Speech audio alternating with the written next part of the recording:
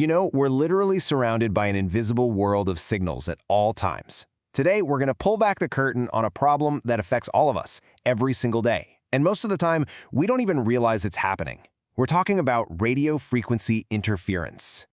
Oh, we've all been there, right? You're in the middle of a super important video call, or you're finally sitting down to stream a movie, and bam, everything just freezes. It's one of the most common frustrations of modern life. Well, that's the exact question we're digging into today. This is part 9 of our 12-part tutorial based on the extensive report, Radio Frequency Interference, Navigating the Invisible Threat to Connectivity. And today, we're going to unmask the real culprit. So here's how we're going to break it all down. First, we'll define what this invisible threat actually is. Then we'll get into where it comes from, both by accident and sometimes on purpose. After that, we'll look at the real-world impact this has on all our digital stuff. And finally, the best part, we'll cover some practical ways you can actually fight back against the noise. Okay, let's dive right in. What are we even talking about when we say interference? So RFI is, for all intents and purposes, electronic noise. It's any random, unwanted signal that gets in the way of the signals you actually care about. You know, your Wi-Fi, your Bluetooth headphones, your phone's connection. Just think of it like static on the radio, but it's garbling the conversation your devices are trying to have with each other. And this image, it just perfectly captures the heart of the problem. We are living in a literal ocean of invisible signals. I mean, everything from cell towers and GPS satellites to your Wi-Fi router and your neighbor's baby monitor is constantly broadcasting. They're all shouting at the same time, competing for a very limited amount of space. It's getting really, really crowded in there.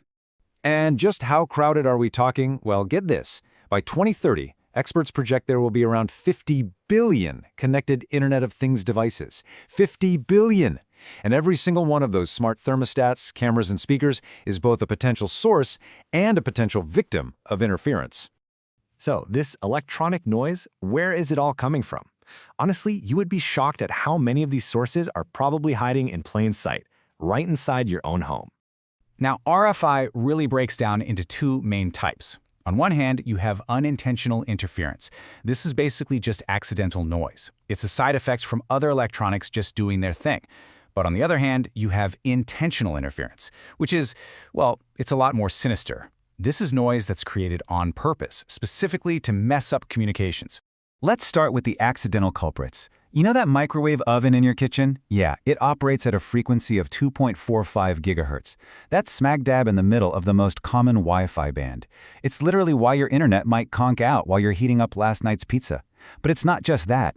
Even things like fluorescent lights, old power lines, or super cheap, poorly made electronics can just spew out disruptive RF noise all over the place.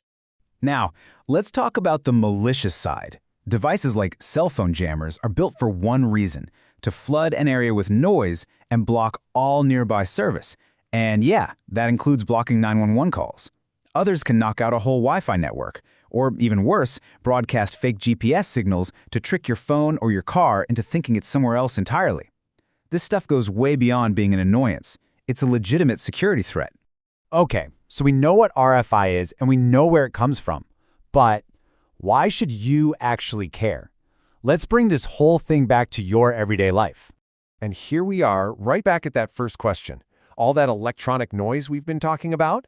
It's the direct cause of that constant video buffering, the laggy video calls where everyone freezes, the painfully slow downloads, and the connection drops that just drive us nuts. So often we blame our internet provider, but the real villain might just be a super noisy radio environment right there in our own house. And in a smart home, it actually gets a lot more serious.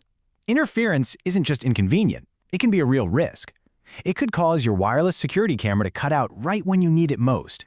Or it could make your smart lock totally unresponsive, or knock out your voice assistant so you can't even control your own home.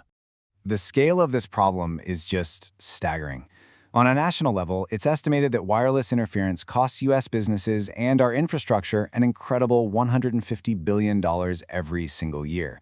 That's from lost productivity, downtime, and just trying to troubleshoot the mess. This is definitely not a small issue. All right, so far, I know this has all sounded a bit like doom and gloom. But here is the really good news. You are not powerless here. There are absolutely concrete steps you can take to figure out what's causing the noise and how to reduce it. This is honestly the perfect way to think about it. Your Wi-Fi router is just trying to have a clear conversation with your laptop or your phone. RFI is all that background chatter that's making it hard to hear. So our goal is simple. We either need to quiet down the room or we need to make our conversation louder and clearer.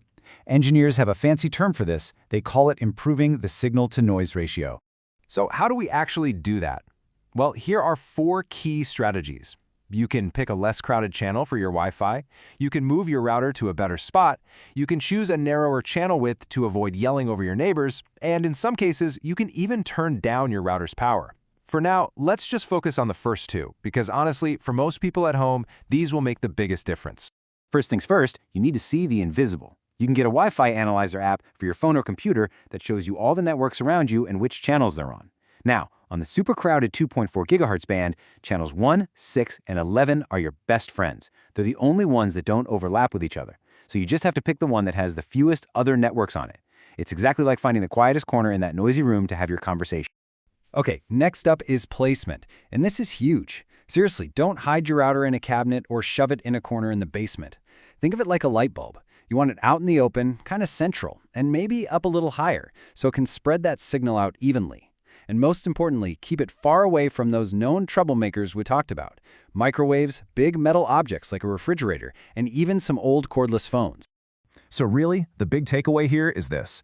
As we keep filling our world with more and more wireless gadgets, managing all this invisible noise is going to become absolutely essential. It's one of the fundamental challenges for our connected future, and it all starts with understanding the invisible battle for the airwaves that's happening all around us every single second of the day.